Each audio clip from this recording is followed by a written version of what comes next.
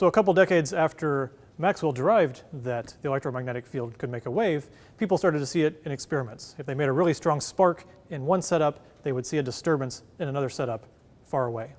And they didn't do it exactly like this, but here is a rough analogy to what they did. Here we have an oscilloscope that can detect brief pulses of voltage in this wire loop.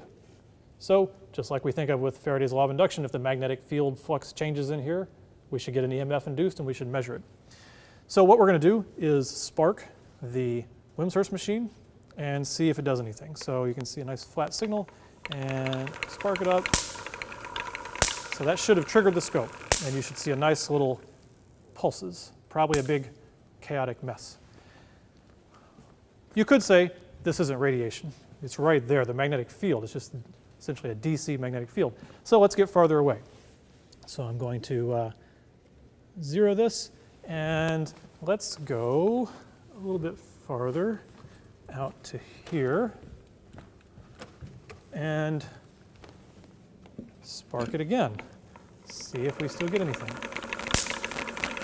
And sure enough, there it goes again.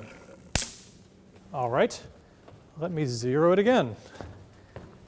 And I'm going to make it a little bit more sensitive. We're going to go as far as we can. So I'm going to turn it down to 200 millivolts, bring the level down to about 250, 200 or 300 millivolts, zero it out. And fortunately, we have a big lecture hall. I'll go so far away that surely we are seeing a wave. Let's see, let's go way up here. Back here where the lower end of the grade distribution sits. And this is about as far as I can get and still see you. So here we go. And sure enough, there we have sparks all the way across the room. Too far for some DC effect. This must be waves.